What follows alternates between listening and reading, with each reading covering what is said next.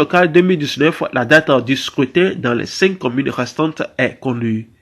Élections et Assomption. Chers auditeurs et auditrices, restez avec nous pour les détails des titres. Merci. À tout à l'heure. Le gouvernement a tenu ce mercredi son 12e conseil des ministres de l'année. L'équipe gouvernementale s'est réunie ce mercredi 24 juillet à Lomé en conseil des ministres sous la présidence du chef de l'État, Faure Eswazina Gnassingbé. Les travaux ont porté sur l'adoption de 5 décrets et de 3 projets de loi auxquels se sont ajoutés des divers. Le premier décret adopté dans la lignée du projet de décret étudié le 17 avril dernier, acte de la réorganisation de l'Institut national de formation agricole, IFA de Tové. La réforme vise à professionnaliser davantage le centre et l'aligner sur la nouvelle politique agricole. Le second décret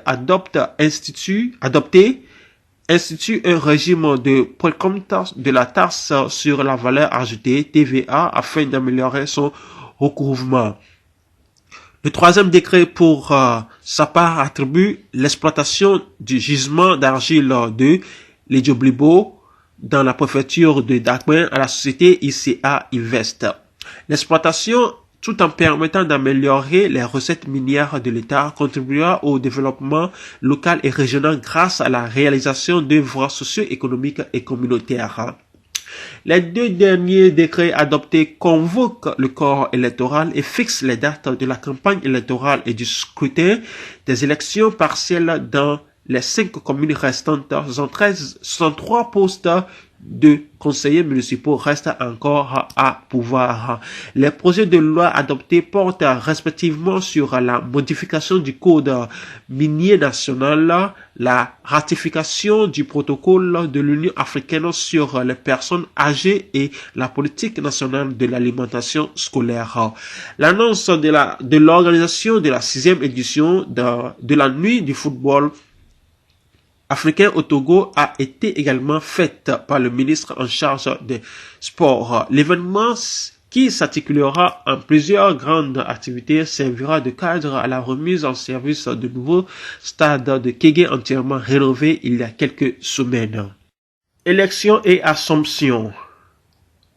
Invalidé par la Cour suprême pour irrégularité, de nouvelles élections municipales se dérouleront dans les communes d'Oti, Sud 1, Bassa 4, Wawa 1, Zio 4 et AV2 le 15 août prochain. À part ce couac, le scrutin du 30 juin s'est déroulé dans de bonnes conditions. Le parti au pouvoir unir a raflé 64% des suffrages. Republic of Togo. Élections locales 2019, la date du scrutin dans les 5 communes restantes est connue. Les élections municipales partielles sont prévues pour le 15 août prochain dans les communes de Bassor 4, Oti 1, Wawa 1, Zio 4 et AV2 selon un décret rendu public ce mercredi à l'issue des travaux du Conseil des ministres. La campagne électorale va démarrer le 30 juillet 2019 à 0 heure dans les différentes communes. Elle va prendre fin le mardi 13 août 2019 à 23h59. En effet, les juges de la Cour suprême avaient décidé de la reprise des élections des conseillers municipaux le 30 juin 2019 dans les communes de Wawa 1, Zio 4 pour irrégularité grave. C'était le 17 juillet dernier lors de la proclamation des résultats définitifs. Dans la circonscription du Bassa 4 Oti Sud 1 et AV2, les électeurs n'avaient pas pu voter le 30 juin 2019. Pour des raisons techniques, le vote est rapporté à une date ultérieure dans les communes AV2 et Bassa 4. Tout sera mis en œuvre pour l'organisation prochaine du vote dans les dites communes, avait indiqué Tchamankou Ayassor, président de la Commission électorale nationale indépendante CENI. Les résultats définitifs programmés le 17 juillet dernier, rappelons-le, donnent une large domination du parti au pouvoir dans les différentes communes. Locales. Les élections dans les communes restantes sont fixées le 15 août. Le Togo officiels différés ou annulés dans les circonscriptions Oti Sud 1, Bassa 4, Wawa 1, Zio 4 et AV2 pour cause d'irrégularité ou de raisons techniques. Les élections partielles se déroulent le 15 août prochain. Ainsi, en a décidé le gouvernement à travers 2 décrets adoptés en Conseil des ministres ce mercredi 24 juillet. La décision a été prise en respect à celle de la Cour suprême qui a ordonné la tenue des élections partielles dans les 30 jours suivants la date du 18 juillet dernier où la décision prenait en effet. La campagne électorale dans les communes concernées s'ouvrira le mardi 30 juillet prochain à 0h et prendra fin le mardi 13 août 2019 à 23h59. Pour rappel, les résultats définitifs dans les 112 communes proclamées par la Cour suprême de la semaine dernière ont confirmé la victoire du parti uni avec 878 élus sur 1474, soit 64% des suffrages exprimés. La diaspora togolaise au Nigeria a manifesté contre un 4e mandat de Faure Gnassingbé. La diaspora togolaise au Nigeria est descendue dans les rues de Lagos hier jeudi 25 juillet pour dire non à un 4e de Faure Gnassingbé.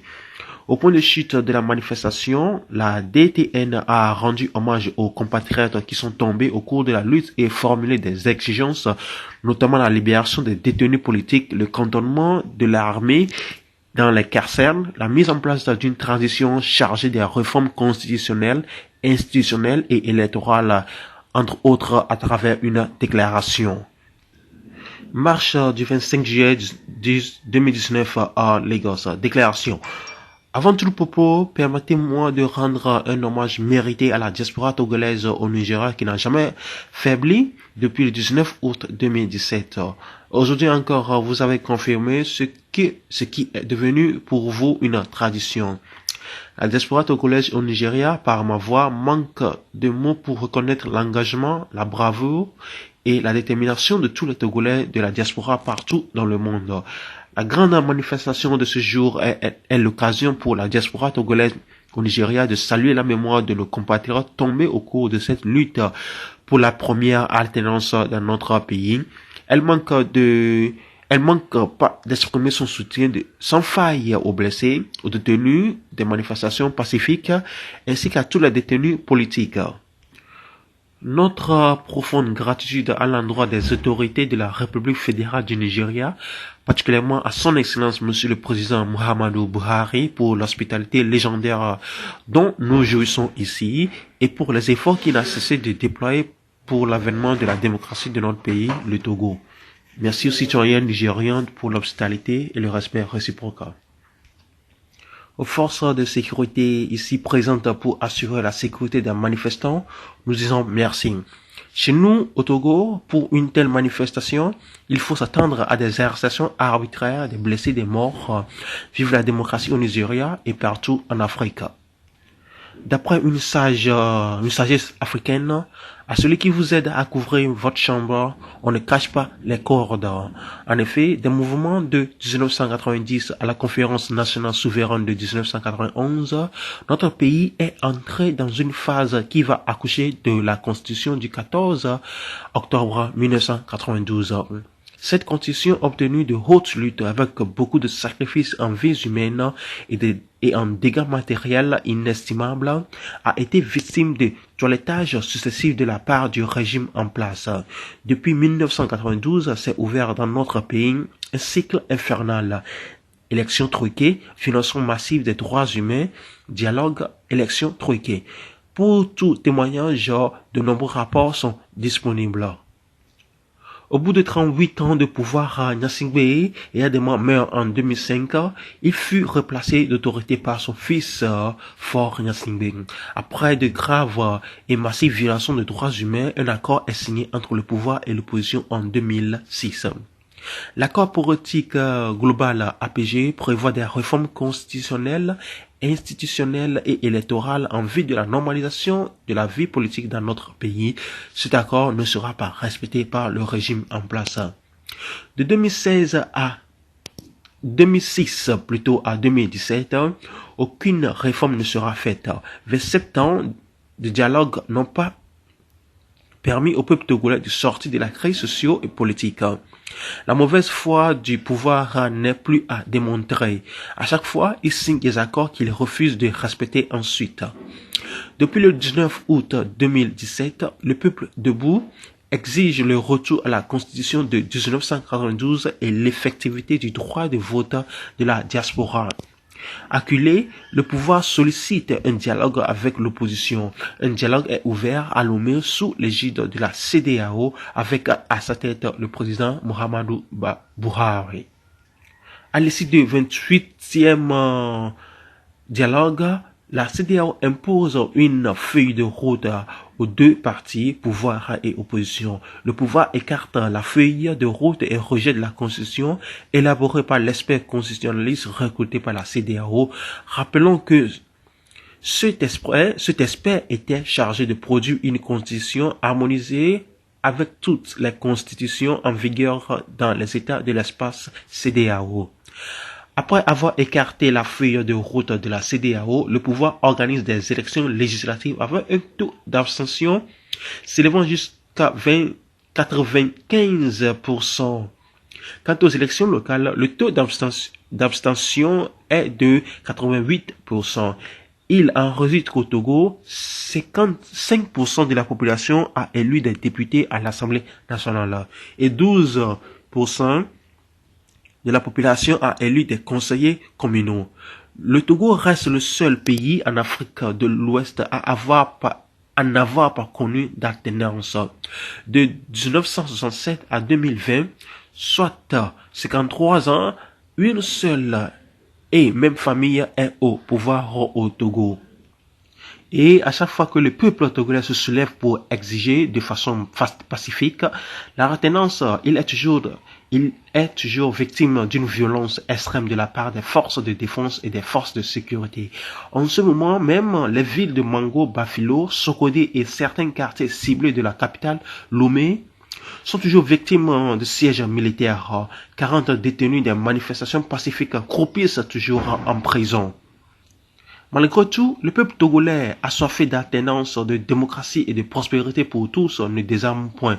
Le peuple togolais, toujours debout sur le territoire national et dans le diaspora, crée liberté, justice, alternance. Il est prêt à se battre jusqu'au bout pour ses valeurs universelles. À l'approche de 2020, la tension est perceptible partout. Faure Gnassingbé exprime son intention de se représenter pour un 4e mandat à la tête du Togo. Aujourd'hui, aucun chef d'État de la sous-région ne peut se le permettre. Le peuple togolais est prêt à lui barrer la route vers ce 4e mandat. La situation actuelle au Togo constitue un risque réel pour toute la sous-région.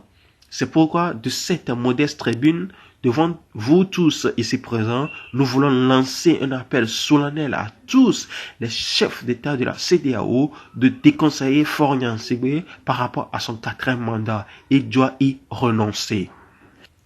En tout cas, le peuple togolais, soudé comme un seul homme, ne se laissera pas faire. La famille Gnassingbé veut nous imposer une monarchie. Nous n'en voulons pas. Nous nous tenons prêts à nous battre jusqu'au bout. Le semblant de calme que l'on observe à ce moment au Togo est un calme précaire et surtout trompeur. À tout moment, tout peut basculer. C'est l'occasion pour nous d'exprimer nos vives félicitations au président de la République du Niger, son Excellence Monsieur le président Mahamadou Issoufou, pour son élection à la tête de la CEDEAO. Le peuple togolais sait qu'il peut compter sur son engagement ferme pour une Afrique démocratique et prospère. Sous son mandat, il ne doit qu'être question dans un État de la CEDEAO, quel qu'il soit, de 4e mandat.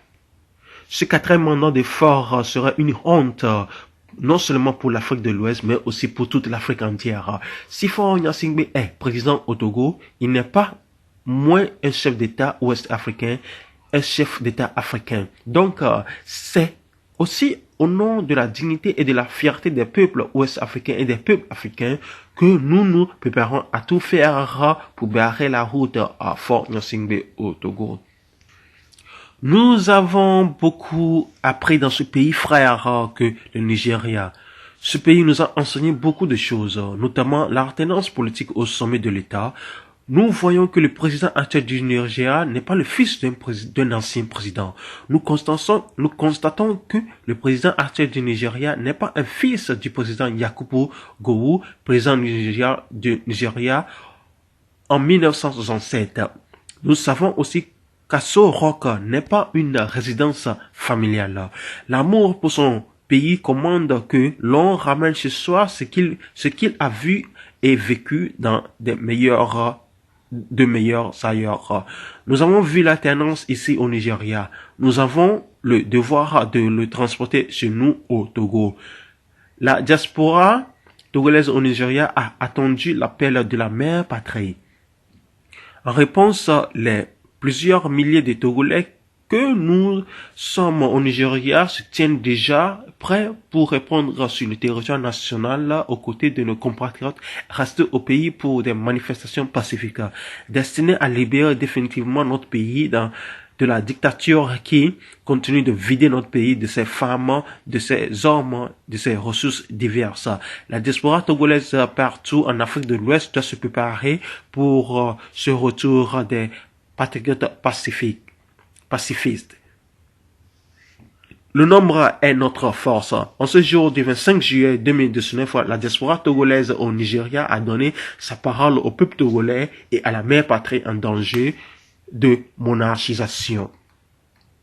Nous avons l'impérieux devoir de sortir notre pays, le Togo, de cycle infernal, élection truquée, violence, dialogue, élection truquée. 2020 est le terminus de cette dictature. Au passage, à niveau, le peuple d'abord. Nous sommes persuadés que toute la diaspora togolaise de par le monde sera d'accord avec nos exigences destinées à résoudre de façon définitive et durable la crise qui secoue notre pays depuis le 13 janvier 1963. La diaspora togolaise au Nigeria exige le cantonnement de l'armée dans les casernes, la libération des détenus de manifestations pacifiques et de tous les détenus politiques, la liberté du mouvement et de la sécurité du leader du Parti national panafricain PNP, le Tchikpina, Salifou Achadama, la mise en place d'une transition chargée des réformes constitutionnelles, institutionnelles et électorales, l'organisation des élections présidentielles, législatives et locales, non au quatrième mandat de fort, non au quatrième mandat de fort, non au quatrième mandat de fort. Lagos, le 25 juillet 2019, la diaspora togolaise au Nigeria. Le G5 et les locales. Le groupe des 5 France, Allemagne, États-Unis, UE et Système des Nations Unies doit rencontrer jeudi des membres du gouvernement. Au menu des échanges, la tenue des récentes élections municipales et d'éventuelles recommandations pour améliorer le processus pour le prochain scrutin. Les ambassadeurs du G5 suivent avec attention les différentes élections et n'hésitent pas à faire part de ces remarques dans le sens d'une meilleure organisation des élections. 27 ans après l'assassinat de Tavio Amorin, quel nécessaire bilan sur les incessantes trahisons du combat du peuple togolais depuis bientôt 30 ans. Il y avait 5 ans, dans la soirée du 23 juillet 1992, au quartier de Tokoing-Bonvier, à Lomé, Tavio Ayawaso Tobias Amorin, premier secrétaire du Parti socialiste panafricain PSP, membre du Haut Conseil de la République HCR et président de sa commission des affaires politiques et des droits de l'homme, ainsi que de sa commission spéciale chargée de l'étude et de la présentation de nouveaux projets de la Constitution, était victime d'un lâche attentat. Mitraillé à bout portant par un commando comprenant notamment les policiers Kara Ewe, Korsi et Bupesi Udolo. Il est transporté au CHU Tokoin puis évacué le samedi 25 juillet 1992 sur l'hôpital Saint-Antoine de Paris où il rendit l'âme dès le lendemain, dimanche 26 juillet 1992.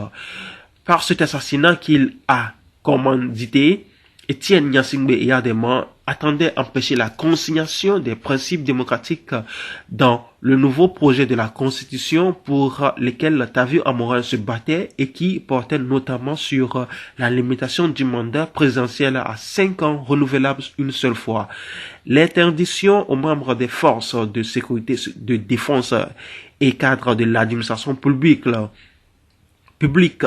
occupant des fonctions d'autorité de briguer le suffrage des électeurs, etc.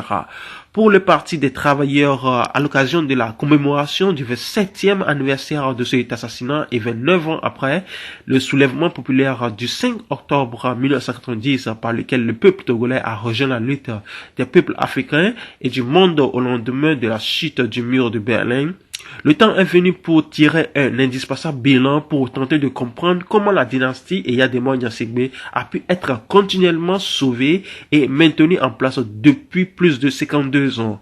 Et comment toutes ces tentatives d'en finir par ce soulèvement populaire avec cette dynastie ont été conduites à l'impasse avec la liquidation des conquêtes démocratiques arrachées de hautes luttes et au prix de lourds sacrifices, vies perdues. Afin qu'on puisse définitivement y remédier, une méthodique revue des faits s'impose afin qu'une démonstration de toutes ces occasions manquées démasque l'incessant complot qui n'a cessé d'être ourdi contre le peuple togolais comme suit. 1. Le 5 octobre 1990, l'incapacité du groupe d'intellectuels qui, sous la direction de la CPDA, d'Agboibo et de Kofigo, n'ont pas su aider le peuple insurgé à imposer sa volonté que Eyadema s'en aille alors que son pouvoir s'était en réalité effondré. Après s'être propulsé à la tête du soulèvement populaire qui ne cessa de s'approfondir les mois suivants, ils finiront par opposer très clairement à cette exigence populaire l'ouverture de négociations et la tenue de journées nationales du dialogue, formellement proposée au RPT par Kofigo au congrès de la LTDH fin décembre 90. 2. Le 18 mars 1991, la montée au créneau d'Agboibo pour briser la grève générale à caractère insurrectionnel appelée par les étudiants pour protester contre la sauvage répression de la manifestation du 12 mars, de celle des femmes de Lomé, leur mère sauvagement reprimée les jeudis 14 et samedi 16 mars. Se présentant à son tour comme médiateur après Kofigo, il annonça l'ouverture des négociations sur les revendications étudiantes et constitua avec lui et d'autres acteurs le front des associations pour le renouveau en vue des dites négociations avec Eyadema. 3. Les 11 au 12 avril 1991, la montée au créneau d'Agboibo Kofigo pour s'opposer à la démission immédiate d'Eyadema exigée par le peuple après la découverte macabre des massacres dans la lagune de Baie, lorsque 28 cadavres en furent retirés parfaitement édifiants furent leurs interviews à RFI et à Jeune Afrique Économie où ils expliquèrent notamment Kofigo, il faut être clair et net. Si nous demandons la démission du président, par qui va-t-il être remplacé? Il nous paraît plus sage de respecter le cadre du processus en cours et de poser ultérieurement cette question, si elle est véritablement indispensable. Dans l'immédiat, nous avons besoin d'un interlocuteur pour discuter. Ce interlocuteur, c'est le président de la République. Si nous lui demandons de quitter son siège, alors qui allons-nous discuter? Nous ne voulons pas créer un vide institutionnel. Nous voulons que des institutions et des hommes de transition soient mis en place. Et cela ne peut se faire que si nous prenons en compte les institutions existantes.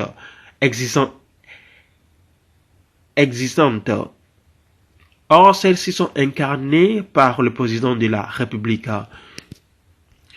M. Yao Agboibo. Il faut absolument que quelqu'un qui puisse assumer la transition vers la démocratie. Actuellement, il y a un chef d'État qui est en place. Il vaut mieux qu'au cours des mois à venir, la transition se perde dans le respect des institutions. Interview Jeune Afrique Économie. 4 juin 1991. La trahison de la grève générale illimitée jusqu'à la démission de Yadema, d'une part par le quart de M. Agboibo qui, le jour même où commençait la grève, sortit un tract expliquant que la grève générale n'avait pas pour objectif d'obtenir le départ de Yadema, mais la conférence nationale. D'autre part, au bout d'une semaine, la grève générale fut trahie par la signature des fameux accords de 12 juin qui considèrent l'organisation de la conférence nationale et une représentation majoritaire du RPT à cette assise. Or, on apprendra que par la suite, Yadema, ce n'est pas l'ampleur du succès de cette grève, s'apprêtait à s'enfuir, négociant les conditions de son exil en France avec 500 de ses principaux collaborateurs. 5. Juillet 1991, l'opposition des principaux leaders de COD-FOD à la destitution de Yadema par la conférence nationale. Malgré l'extrême gravité de des révélations faites sur les assassinats en masse, les pillages et les vols du dernier public qu'il a commis, ils pesèrent pour qu'il soit maintenu comme clé de voûte des institutions dans les fonctions du président du nouveau régime de transition qui fut mis en place, c'est-à-dire du gouvernement d'union nationale de fait. 6. Décembre 1991. La légalisation par les leaders de l'opposition du coup de force du 3 décembre 1991 qui mit des faits fin aux organes de la transition tels que définis par la conférence nationale à travers la signature du nouveau contrat social au lieu d'appeler à la résistance contre ce coup de force. 7. 5 mai 1992, le refus des leaders de l'opposition d'appeler à la démission de Yadema après l'attentat de Soudoun où Marc Atipédé et 5 démocrates furent assassinés, malgré l'explosion populaire spontanée qu'il déclencha. 8. Juillet 1992, l'assassinat de Tavio Amorin déchaîne à nouveau une explosion populaire spontanée. Les leaders de l'opposition s'opposent à la démission immédiate de Yadema exigée par le peuple insurgé et trahissent la mémoire de Tavio en signant le tristement célèbre accord de la commission mixte paritaire avec les représentants de Yadema sous l'égide des représentants de grandes puissances. En bafouant En concédant à Yadema d'être candidat aux échéances électorales à venir, ces accords bafouaient non seulement les décisions de la conférence nationale qui le lui interdisait formellement, mais également la loi portant code des armées qui, en vigueur depuis les années 1960, lui interdisait de briguer des fonctions politiques. Situant la portée de leurs responsabilités, le mensuel Jeune Afrique Économie écrivait « L'histoire retiendra que autour de la table des négociations en face de la délégation présidentielle, il y avait Edem Kodjo, Yao Agboibo, Jean Savi de Tové, Francis Ekon, Goyo Goniski, Bawa Mankoubi, Zarifou Aïeva et Léopold Ninevi. Sur l'autel de la compromission, les opposants ont cédé bien des choses au général Yadema, Jeune Afrique économique, numéro 159, septembre 1992. 9. Novembre 1992. Janvier 1993. Le sabotage par les leaders de l'opposition de la deuxième grève générale illimitée jusqu'à la démission de Yadema appelée par le collectif des syndicats indépendants CSI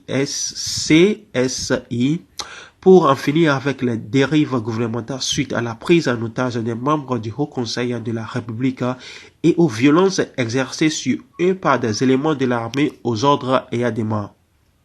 Malgré le considérable succès national de ce mouvement, ils combattirent ouvertement entre autres l'initiative proposée par les syndicats d'une pétition pour la destitution d'Eyadema et manœuvrèrent pour prendre la direction du mouvement afin de mieux le liquider en l'épuisant, offrant l'occasion à la dictature de la noyer dans le bain de sang des massacres de Faux-Jardin et du quartier Baie le 25 et 30 janvier 1993.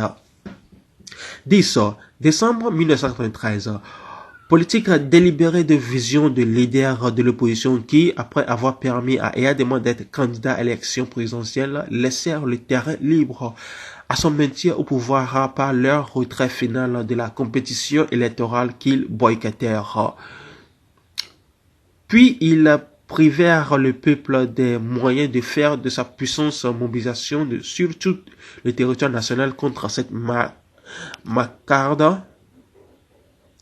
un puissant levier pour en finir avec le pouvoir d'Eyadema. 11 février 1994. Politique délibérée de division de leaders de l'opposition à l'occasion des élections législatives qu'ils ont gagnées et d'un cordial de l'UTD se présentant comme un parti charnière avec 7 députés, s'étant allié au RPT afin de lui permettre d'avoir une majorité à l'Assemblée nationale et se faisait nommer Premier ministre par Eyadema, empêchant ainsi jusqu'avec les 28 sièges du quart la majorité conquise par leurs deux partis, quart et UTD, offre un point d'appui au peuple togolais pour en finir avec le régime RPT. 12 juin 1992. 12 juin 1998. À l'occasion de l'élection présidentielle, le peuple togolais fortement mobilisé inflige une cinglante défaite à Eyadema.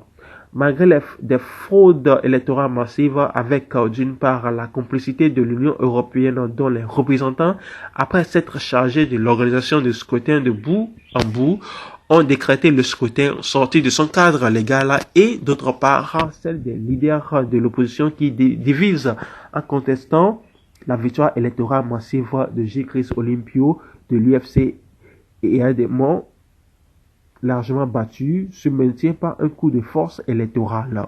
Numéro 13, 30 et 31 décembre 2002, refus de combattre le coup d'état constitutionnel par lequel Eyadema modifia unilatéralement la constitution pour être candidat à la présidentielle de 2003. Pas une seule manifestation pour barrer la route à Eyadema qui avait pourtant clairement annoncé ses intentions. Pichit, malgré les proclamations de certains leaders opposants qu'Eyadema marchera sur leur cadavre pour modifier la constitution. Numéro 14. 1er juin 2003, nouvelle politique délibérée de division des leaders pour l'opposition pour maintenir en place Eyadema à l'occasion de l'élection présidentielle pour laquelle le peuple togolais s'était fortement mobilisé pour chasser Eyadema du pouvoir en lui infligeant une cinglante défaite. Numéro 15. Février et avril 2005, à l'annonce de la mort d'Eyadema, brisant la forte mobilisation d'un peuple exigeant avec détermination, au départ, la fin du régime RPT, les leaders de l'opposition s'imposent l'acceptation du faux schéma légiste d'un régime intérimaire et d'élection sous la direction du RPT. Numéro 16, août 2006, octobre 2007. En acceptant le 20 août 2006 de signer l'accord politique global APG de Ouagadougou-Lomé qui légalisa la succession monarchique sanglante au pouvoir des Faure et Swaziland Gnassingbé en 2005 et en acceptant le 14 octobre 2007 de participer aux élections législatives organisées aux conditions des RPT qui profita de son unique découpage électoral pour rafler frauduleusement la majorité des sièges, les leaders de l'opposition empêchèrent le peuple togolais de s'en saisir pour en finir avec le régime RPT à la mort d'Eyadema. Numéro 17. 4 mars 2010 au 26 mai 2010.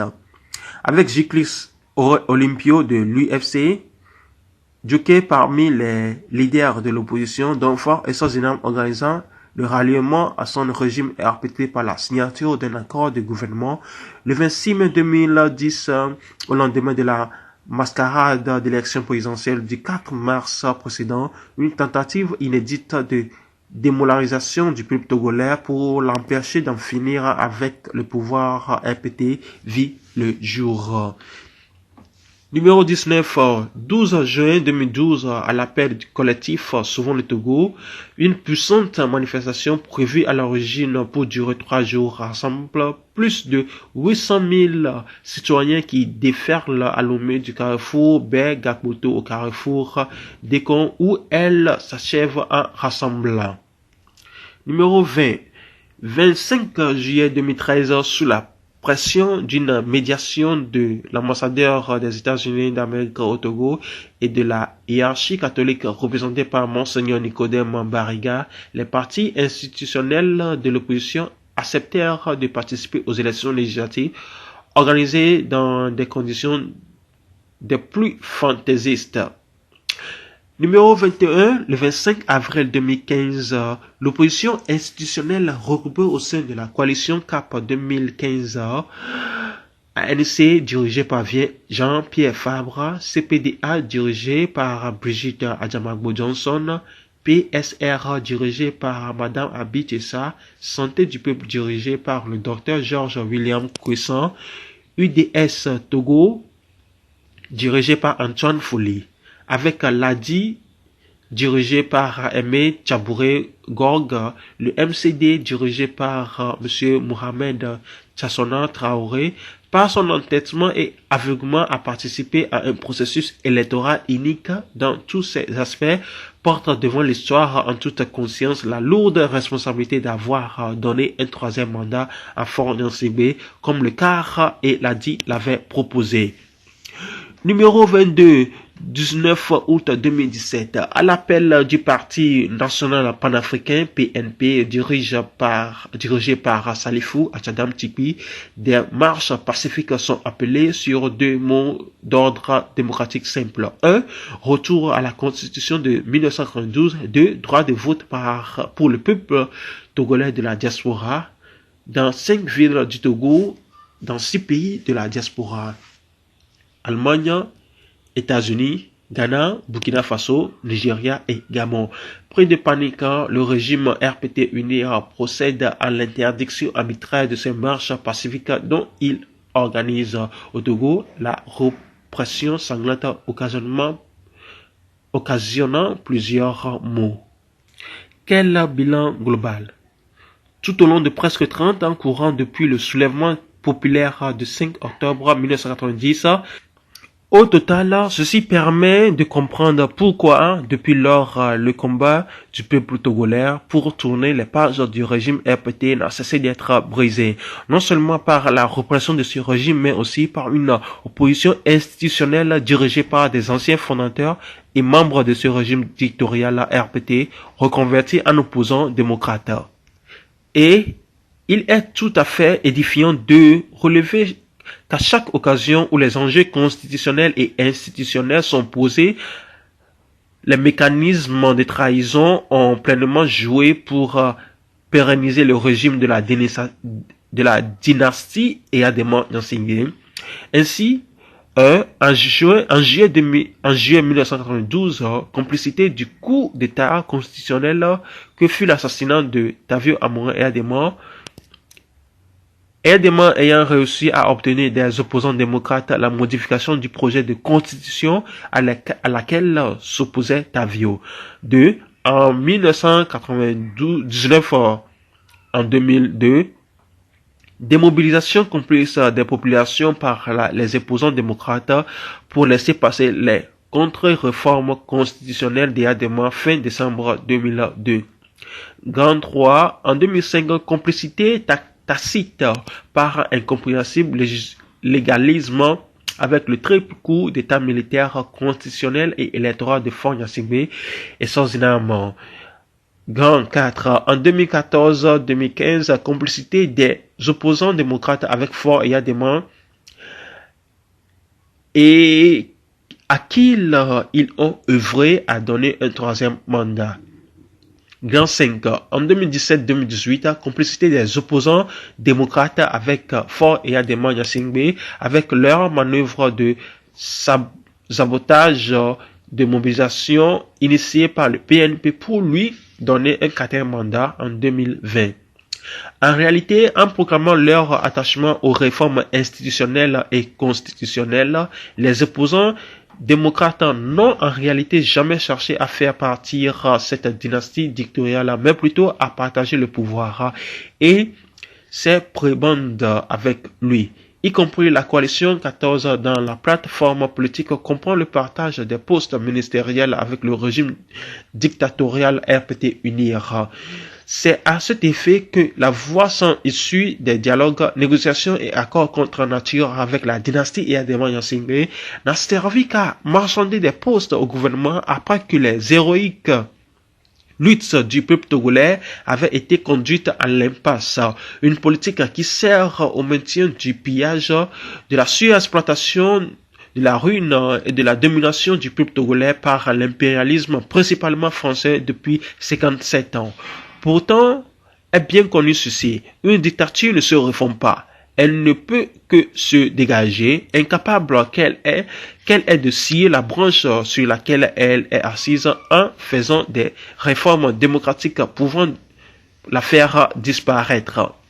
Pour sa part, le Parti des travailleurs qui fait confiance à la capacité du peuple togolais d'arriver un peu plus tôt, un peu plus tard, à trouver la voie de sa libération, appelle les travailleurs, paysans et jeunes de notre pays à poursuivre leur organisation indépendante dans les quartiers, villes et villages pour en finir avec la sanglante dynastie cinquantenaire Eyadema Gnassingbé, à l'instar des peuples qui tentent actuellement de mettre fin aux régimes antisociaux ou arbitraires qui les oppriment. Comme le peuple français à travers le mouvement insurrectionnel des Gilets jaunes, et les insurrections populaires en cours du peuple algérien et soudan, malgré les difficultés auxquelles elles sont confrontées. Justice pour Tavio Ayawo, Tobias Amorin et toutes les victimes de la sanglante dynastie cinquantenaire Eyadema Gnassingbé, nommé le 23 juillet 2019 pour le Parti des travailleurs, le secrétaire chargé de la coordination Claude Ameganvi. Le Togo exprime ses condoléances à la Tunisie après le décès de Beji Caïd Essebsi. Togo officiel, le président de la République, Semphore Essozina Gnassingbé, a adressé ce jeudi un message de condoléances à l'endroit du peuple tunisien quelques instants après l'annonce du décès des suites d'une maladie de son homologue Beji Caïd Essebsi. C'est avec tristesse que j'ai appris le décès du président de la République tunisienne, Sem Beji Caïd Essebsi, a indiqué le chef de l'État par le biais de son compte Twitter Office. Suite à la disparition de cet illustre homme d'État, j'exprime au peuple de Tunisie mes vives condoléances à la compassion du peuple togolais, a-t-il poursuivi. Élu Beji Caïd Essebsi, en poste depuis décembre 2004, devait achever son mandat en novembre prochain.